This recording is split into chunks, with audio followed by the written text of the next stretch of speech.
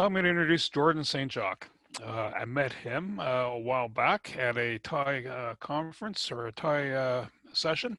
I was guarding a glass of scotch, backed up onto his toes, and that's how we did that was our icebreaker. It was a good icebreaker. The scotch survived.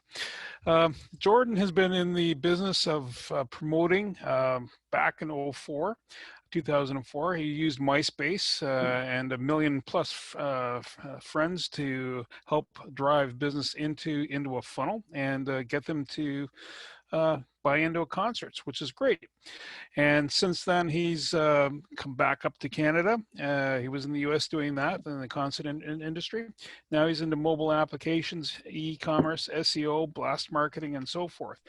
One of his new launches is called LeadFeast, and I've been privy to this, and it's been an exciting launch. And I'm going to let him tell you more about that in a second.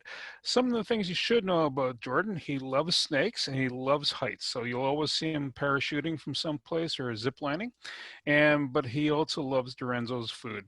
And Rienzo's food is just off the Carleton, Preston Street area, and those sandwiches are good. In fact, I'm now starting to water here. The snakes and other stuff, don't do that. If you're a student, don't bring them a snake. All right, Jordan, over to you, sir.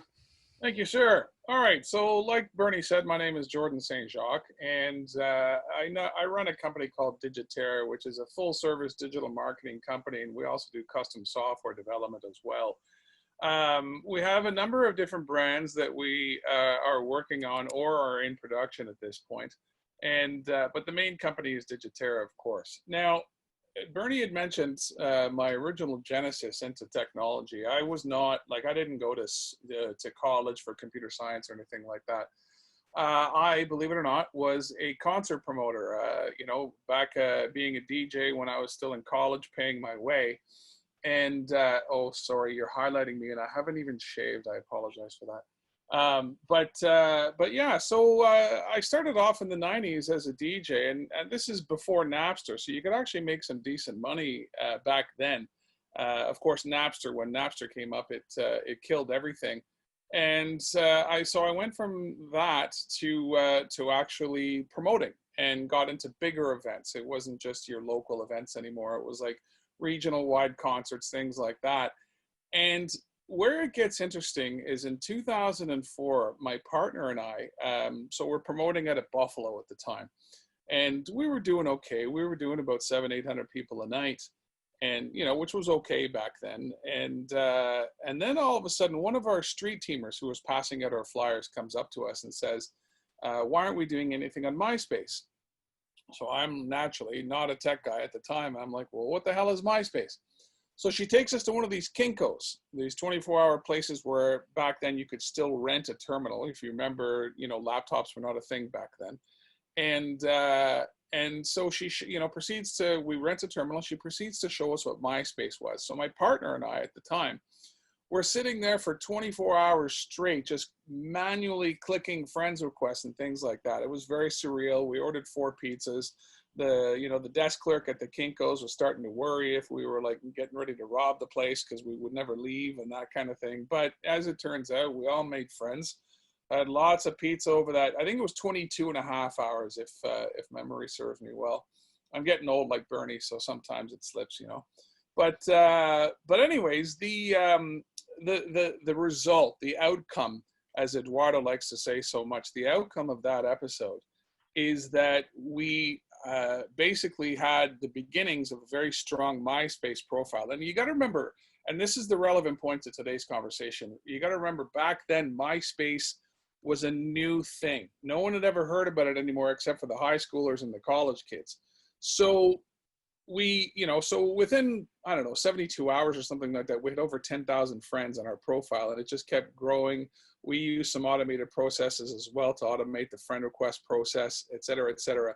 And before the year was out, we had over 1 million friends on this profile. Now, what this did for business is, because MySpace was the new thing, it was starting to get articles. I mean, we all, you know, anybody over the age of 40 remembers Tom as their first friend, that kind of thing. Actually, over the age of 30. But the thing is that it was the new way to find out about something. It was new. Before MySpace, everyone just used to pass out flyers, right? But now you had this new digital thing, and because it was the early days of digital, heavy digital adoption, to find out about an event on MySpace was a very cool thing. So our numbers in Buffalo tripled, and those were the good times. I probably should have saved some of that money for this year in COVID, but whatever, life is life, right? Anyway, we continued to launch city after city after city, because all of a sudden you didn't have to have a physical presence in a city anymore in order to run events, to generate results in said city, right? You could recruit all the promotional help that you needed from MySpace. So not only could you reach your end user customer on MySpace, but you could also recruit help to actually promote in different cities. And so, essentially what happened was Buffalo became Rochester, and then we added in Albany and Syracuse, went down to Scranton and Allentown and Philadelphia, then moved our way over to New England, where Boston eventually, by the time spring of 2006 rolled around, Boston became our American base of operations, let's say.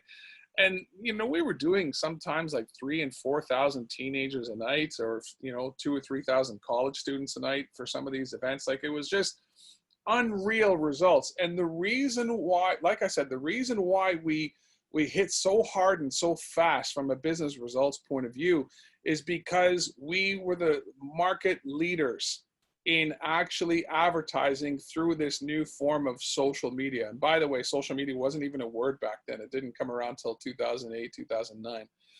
But we were so far ahead of the pack that none of our competition, let's say, none of our promotion competition could catch up. It took them 2-3 years to catch up.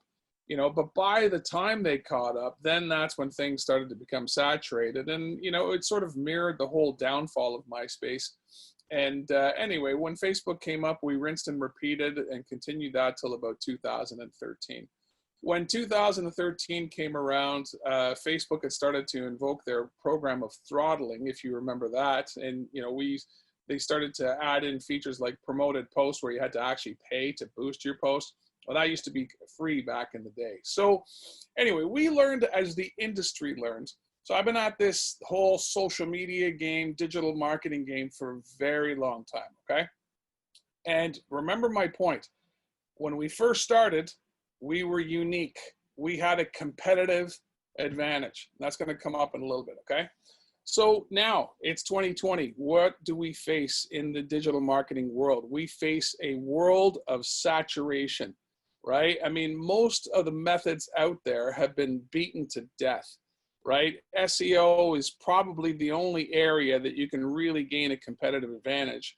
But SEO costs a lot of money. Like, I'm assuming that most of the businesses that are in Connect Ottawa are small, perhaps a few medium-sized businesses, but we're all aggressive, yet not necessarily a lot of resources, right? So to hire an SEO person to put you on page one, which would ordinarily cost about $2,000 a month, give or take, is not something that we have the budget for. And especially now during, this 2020 year of COVID, right? So where do you get that competitive advantage, right? And for me, what I've been doing as I've been lecturing for Eduardo's father for the last few years now in his TIM classes is talking about social listening, right? And essentially the subject of social listening is that people qualify themselves every single day with their own activity on social media as being interested in goods or services, right? They qualify themselves. The information is out there. They're the only reason why lead generation through social listening is such a new art or science, if you will, depending on how you feel like defining it, is because we as business people are not listening, right? And like I said, I've preached about this in Professor Belletti's classes, Professor Belletti Senior, that is, because Junior's not actually a professor yet. But the thing is that the information is out there. It's just that people aren't listening. And if you look at the processes involved, it's not surprising that people are not listening, because to do the listening manually is actually a pain in the butt, right? I would say pain in the A, but Janet Taylor is on the line, and I don't want to say a bad word in front of a teacher or all my students. We'll just say pain in the butt. It's a cumbersome process to actually fish out these leads on a manual basis. And I've done it for a few clients here and there before, but I mean, it wasn't a really good ROI compared to, you know, what the value is to the actual customer. So about 9 months ago, I started to draw up the plans for something called LeadFeast. All right. And this is what you see at leadfeast.com, is a new tool that is the result of this planning.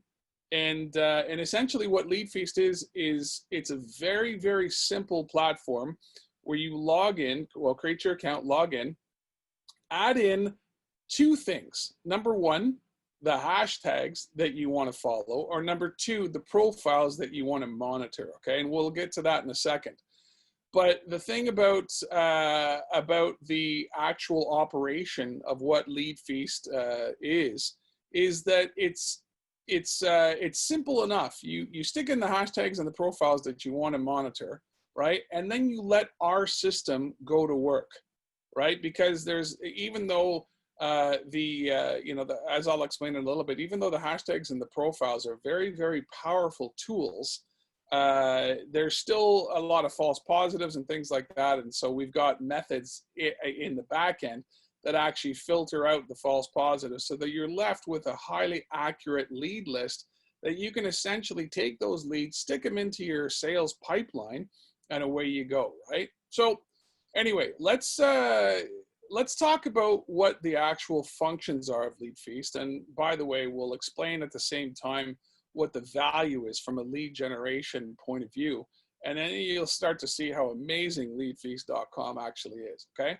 So we have a series of modules, right? LeadFeast is meant to be modular, expandable. We're not going to stop developing, the LeadFeast functionality for a long time, but we do at this point have two active modules, all right?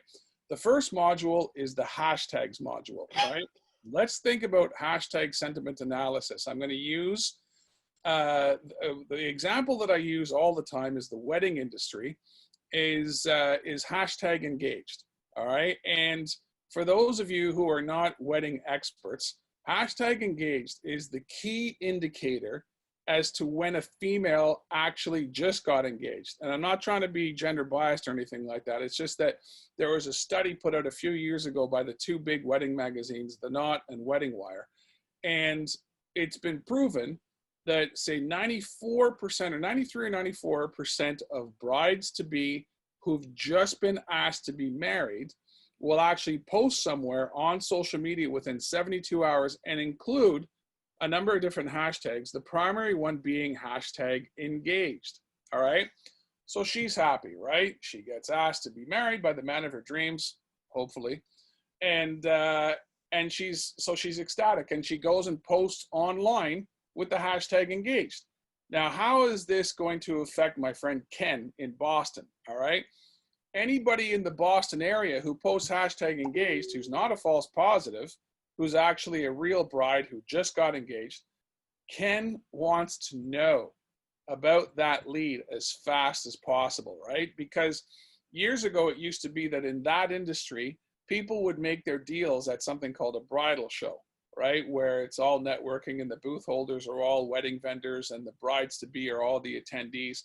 But that was years ago when bridal shows used to be very productive like that. Nowadays, right, you have to reach the brides beforehand. And this has been morphing ever since social media came about, right? The early identification of someone who is going to have a wedding is very, very important. Hence, the hashtag engaged is such a powerful business lead indicator, right?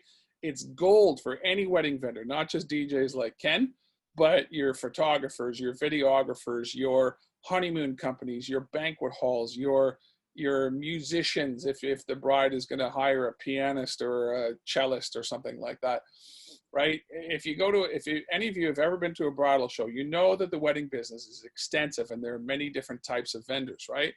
Hashtag engaged is something Actually, it was the genesis for the whole LeadFeast project, because I've not only have I spoken about this during Professor Belletti's classes, but I've also spoken about this at two prominent conference expo type shows. One called the DJ Expo out of Atlantic City, which is the prominent DJ industry show in the world, and that's every August. Canceled this year, of course. And then the other one is the Photo Booth Expo for the photo booth rental industry, and that's in Las Vegas every February, and I speak at that one as well. And I've validated that the early identification of leads like that is something that the entire industry wants. So that's why we started writing LeadFeast.com, thanks to a really talented co-op student of mine named Josh Wells, who's still with me now as part of the company. And so that's the hashtag example of where LeadFeast.com works, right? The second active module currently is profiles, right? And profiles is where we start to get really, really competitive. So let's say Ken in Boston, for example, has some competitors, and they have Twitters or Instagrams or things like that. We can actually use the profile analysis to actually go in and see every new follower of his competitor's profile. So in other words, let's say Ken's competitor is ABC Boston DJs. Well, anytime somebody new follows any of the profiles of ABC Boston DJs, Ken's going to know about it within a couple of hours. And at that point, he can say, okay, that seems like it's a new customer. I'm going to actually put that information into my sales pipeline and reach out and see if I can, do some competitive business kind of thing, right? It works very, very well if you have competitors who are active on social media. And if you do, then let's face it, it's hardcore competition. But we're not here to do fuzzy feely hug sessions. This is business, and the COVID era that we're in requires us to be more competitive. We have other profiles that are in development. I won't go over them too much, but one is called cross profiles, where you can see if a number of different profiles are all following a common profile. The best example of why that is going to be relevant is, let's say you take the best 50 venture capitalists in Silicon Valley and see if they're all following somebody in common, just to see where the winds are blowing, let's say. Well, then cross-profile module is going to be the one that actually helps you do that. And then the last one that's under development right now is called trends. And essentially, we're just expanding on the trending topics feature that most of the social networks actually have. All right, where do we go in terms of functionality from here, right? False positives is a problem, all right? I'm not gonna sugarcoat that, but we've dealt with it with some sort of AI, artificial intelligence and machine learning solution, thanks to Josh. And essentially what we're doing this school year is we're training the system to actually identify those false positives. Once the AI ML code base has enough data to work with, the false positives are going to be stripped out, so that when you log in, what you're going to see is a really, really great, lead list, all categorized by location and stripped out of the false positives. And of course, getting back to our example of hashtag engaged, the false positives would be an actual wedding vendor using hashtag engaged on their posts, right? Obviously, that's not a bride to be. That's a wedding vendor itself. We don't want those, right? We just want the actual vendors, let's say, okay? It brings me to my point about where do we go from here? We're analyzing different industries. There's, as everybody knows, anybody who's taken a look at an industry list, from Industry Canada or anything like that, there's a plethora of different industries out there. What we are doing is analyzing each and every industry that makes sense to actually see what the key triggers are when it comes to hashtags.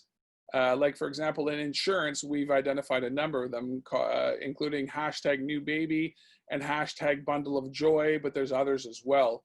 All revolving around the birth of a child, which, as we all know as parents, triggers the desire to actually get life insurance to take care of your family, right? Housing insurance, car insurance. There's a lot of different triggers out there that will trigger leads for an insurance agent or an insurance broker, let's say, right? So we're doing that analysis right now. It's extensive though.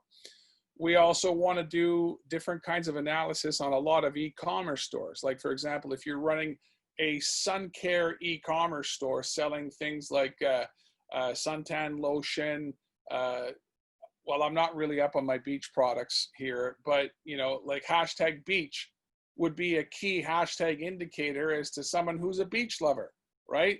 So therefore you have some sort of a system in place where if you identify these people who are posting with hashtag Beech or any other sort of, sun fun related hashtag, that these people will get your messaging, right? If they indicate that they are already interested in something, then it stands to reason that you should want them to take a look at what you have to sell, okay? And that's the hyper targeting that that LeadFeast allows you to do. And anybody who's ever done any sort of Facebook marketing will see the similarities, right? The reason why Facebook marketing does so well, and Google marketing for that matter, is that it allows you to reach that area of hyper targeting, right? If you're looking at people who qualify themselves based on their digital habits and then serve them with an ad, well, that's what Google and Facebook have been doing for years, right? So why LeadFeast and why not just deal with Facebook ads? Because LeadFeast, hashtag analysis and profile industry analysis gets into what I call sentiment analysis, right? And it does so more so than what Facebook and Google offer you as products, right? We're getting really, really, really hyper targeted here. And at this point, the big networks just don't offer, the big tech companies just don't offer this kind of hyper targeting that LeadFeast allows you to do, okay? So so what's next, right? We've got a lot of work to do still. Thanks to our co-op program and a few adults, we're actually moving along. What we are looking for, right? And this is going out, this is the first time I'm actually putting this call out. So this is a Connect Ottawa exclusive, okay? What we are looking for here, in terms of help, if you like what you hear about LeadFeast and want to see if it works for you, is we're looking for two things. Number one, tell us what your industry is all about and let us analyze your industry, right? We'll take a look and see if there are triggers out there that will actually indicate potential customers for you. And then the second thing that we're looking for, of course, is beta testers, right? In fact, if you want to, depending on how you define things, for us to analyze your industry and then put you in as a beta tester is kind of, you could lump it all into one ask that we're asking you for, right? We need to validate multiple industries. I already know that the wedding industry is going to make me a lot of money when weddings actually start again, because, Ken will tell you that the wedding industry is not so good in 2020. But let's face it, it is going to come back. And I think by next summer, even if it's late summer and early fall, events are just going to come back with a rush because everybody's been cooped up for over a year. And so that industry will return. And when it returns, LeadFeast will do quite well in that industry. There are a lot of, as I said before, anybody who's ever been to a bridal show knows how many wedding vendors that there are out there. And LeadFeast, with my example of hashtag engaged and other such key hashtag triggers, they're going to do really, really well. And so we're very encouraged. Like long-term prognosis for LeadFeast, there's no uncertainty here, right? We know that and this is why this is my main project right now, because its chances of success, if you will, are bigger than any other project that I'm working on, right? But we still need your help. We want beta testers. We want you to submit your industry for us to analyze and figure out what the triggers are. And anybody who wants to hop aboard and become my best friend for a couple of months, we'd love to have you.